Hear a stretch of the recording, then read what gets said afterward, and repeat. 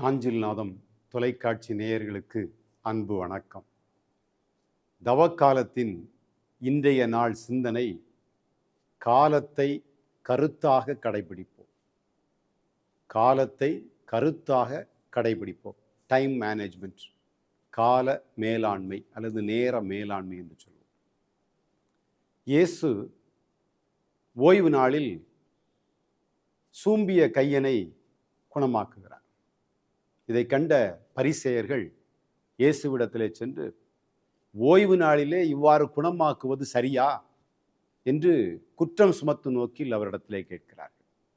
இயேசு அவரிடத்திலே கேட்கிறார், உங்களில் எவரும் ஒரு ஆட்டுக்குட்டி குழியில் விழுந்தால் அதை தூக்கி விடாமல் இருப்பீர்களா?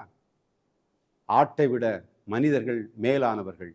எனவே ஓய்வு நாளில் கை சூம்பியவனை குணமாக்கியது சரியே என்று சொல்லுகிறார். எனவே தேவைப்படுகிற பொழுது உதவி செய்தாகப்பட வேண்டும். எதை எப்போது செய்ய வேண்டுமோ அதை அப்போது செய்ய வேண்டும். அதற்கான காலத்தில் அதை செய்து முடிக்க வேண்டும் என்பதை இயேசு அங்கே வலியுறுத்துகிறார். ஒவ்வொரு விடியலிலும் நம் கையில் 24 மணி நேரம் கிடைக்கிறது. இந்த 24 மணி நேரத்தை நாம் எப்படி செலவழிக்கிறோம்? சிலர் மகிழ்ச்சியாக செலவழிக்கிறார்கள், சிலர் நேரம் இல்லை 24 மணி நேரம் போதாது என்று பிஸி பிஸி பிஸி என்று ஓடிக்கொண்டே இருக்கிறார். நாம் தான் நம்மிலே பலர் மகிழ்ச்சியாக அந்த 24 மணி நேரத்தையும் திட்டமிட்டு செயல்படுத்துகிறோம், பணிகளை நிறைவு செய்கிறோம், மகிழ்ச்சியாக அந்த நாளை கழிக்கிறோம். நம்மில் பலர் நேரம் போதாது என்று காலத்தின் மீது பழியை போட்டுவிட்டு நாம் ஓடிக்கொண்டே இருக்கிறோம். நேரத்தை திட்டமிட்டு பயன்படுத்தியவர்கள், நேரத்தை திட்டமிட்டு செயல்படுத்தியவர்கள் வியாபாரிகளாக, தொழிலதிபர்களாக, பெரும் முதலாளிகளாக தங்களை மாற்றி வைத்திருக்கிறார்கள். ஒவ்வொரு நிமிடத்திற்கும் வருமானம் வருகிற அளவுக்கு தங்களுடைய வாழ்க்கை வளப்படுத்தி இருக்கிறார்கள். நம்முடைய ஒரு நாள் சம்பளம் சிலருக்கு 1 மணி நேர சம்பளமாக இருக்கிறது. நம்முடைய 1 மாத சம்பளம் சிலருக்கு 1 நாள் வருமானமாக இருக்கிறது. காரணம் என்ன? நேரத்தை திட்டமிட்டு பயன்படுத்துகிறார்கள், செயல்படுத்துகிறார்கள். திட்டமிட தெரியாதவன் சாதிக்க முடியாது. வேலைகளில் 3 வகையான வேலை இருக்கிறது. முக்கியமானது, அவசரமானது. 1 முக்கியமானது, அவசரமானது. 2 முக்கியமானது, அவசரம் இல்லை. 3 முக்கியமில்லை, அவசரமும் இல்லை. இப்படி 3 வகையாக வேலையை பிரிக்கிறோம். இதிலே முக்கியமானது, அவசரமானது என்கிற வேலையை காலம் தாழ்த்தாமல் உடனடியாக செய்து முடிக்க வேண்டும். அதற்காக திட்டமிட வேண்டும், அதற்கான செயல் திட்டங்களை வகுக்க வேண்டும். அதில் காலதாமதம் கூடாது. முக்கியமானது ஆனால் அவசரம் இல்லை, அப்படிப்பட்ட வேலையை ஒரு காலத்தை நிர்ணயித்து, ஒரு காலக்கெடுவை நிர்ணயித்து அதற்குள் முடிப்பதற்கு நாம் திட்டமிடலாம். முக்கியமும் இல்லை, அவசரமும் இல்லை என்றால் அதை பற்றி கவலைப்படாமல் அதை ஒத்தி வைத்துவிட்டு இப்போது என்ன வேலைகள் இருக்கிறதோ அதில் கவனத்தை செலுத்தினால் நமக்கு கொடுக்கப்பட்ட 24 மணி நேரத்தை பயனுள்ளதாக நாம் நிறைவு செய்ய முடியும்.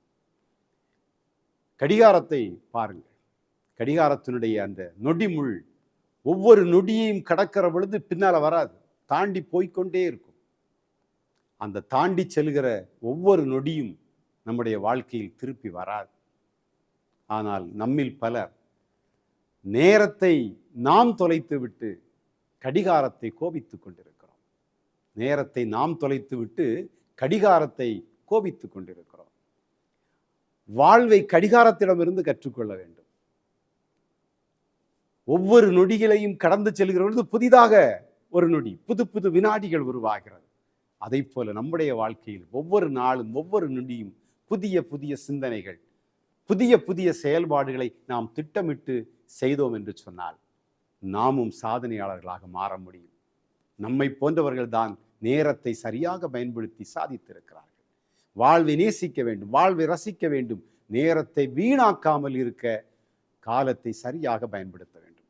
கடந்து போன காலம், கடந்து போன இளமை திரும்பி வருவதில்லை.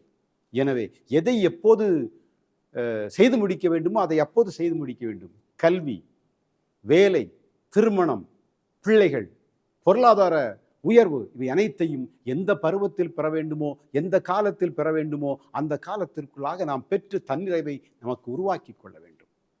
விதைக்க வேண்டிய பருவத்தில் விதைக்க வேண்டும். மழை வரட்டும், மழை வந்த பிறகு விதைப்பேன் என்று காத்திருந்தால் அறுவடையை பெற முடியாது. மழை வருகிற அந்த பருவத்தை கணித்து அதற்கு முன்பாக தன்னுடைய அந்த விதைக்கிற பணியை, தன்னுடைய அந்த உழவு தொழிலுக்கு தயாராகிற பணியை ஒருவன் செய்வான் என்று சொன்னால், மழை வருகிற பொழுது அதை பயன்படுத்தி கொண்டு நல்ல அறுவடையை, நல்ல விளைச்சலை அவனால் பெற முடியும். ஓட்டப்பந்தயத்திலே பங்கு பெறுகிறவர்களுக்கு தெரியும் ஒரு நொடியினுடைய முக்கியம் எவ்வளவு என்று. ஏனென்றால் முதலில் வருபவருக்கும் இரண்டாவது வருபவருக்கும் இருக்கிற இடைவெளி ஓரிரு நொடிப்பிரிவுகள் தானே தவிர மிகப்பெரிய இடைவெளி எல்லாம் கிடையாது. எனவே நேரம் எவ்வளவு முக்கியமானது, காலம் எவ்வளவு முக்கியமானது என்பதை நாம் உணர்ந்து செயல்பட முன்வர வேண்டும். அதை போல நம்முடைய கிறிஸ்தவ வாழ்விலும் பொதுக்காலம், திருவருகை காலம், தவக்காலம் என்று காலத்தை நிர்ணயம் செய்திருக்கிறார்கள். அந்தந்த காலத்தில் அந்தந்த காரியங்களுக்கு நாம் முக்கியத்துவம் கொடுக்க வேண்டும். இது தவக்காலம். இந்த தவக்காலத்தினுடைய நோக்கம் நாம் நம்முடைய வாழ்வை மறுபரிசீலனை செய்வது, நம்முடைய வாழ்வை ஆய்வுக்குட்படுத்துவது, நம்முடைய செயல்பாடுகளை ஆய்வுக்குட்படுத்துவது, நம்முடைய தவறுகளுக்காக மனம் வருந்துவது, புதிய ஒரு வாழ்வை பெற்றுக்கொள்வது. அதற்கான காலம் இந்த தவக்காலம். எனவே இந்த காலத்தை நாம் சரியாக பயன்படுத்துவோம். இந்த தவக்காலத்தை மட்டுமல்ல, வருகிற ஒவ்வொரு காலத்தையும் அதை பயன்படுத்த வேண்டிய விதத்திலே பயன்படுத்தி நம்முடைய வாழ்விலே சாதனையாளர்களாக உருவெடுப்போம். அதற்கான வரத்தை இறைவனிடத்திலே இந்த நாளிலே வேண்டுவோம். காலத்தை வீணடித்த தவறுக்காக இறைவனிடத்திலே மன்னிப்பை வேண்டுவோம். காலத்தை சரியாக பயன்படுத்துகிற, காலத்தை கணிக்கிற நல்ல மனிதர்களாக வாழ இறைவனிடத்திலே வரம் வேண்டும்.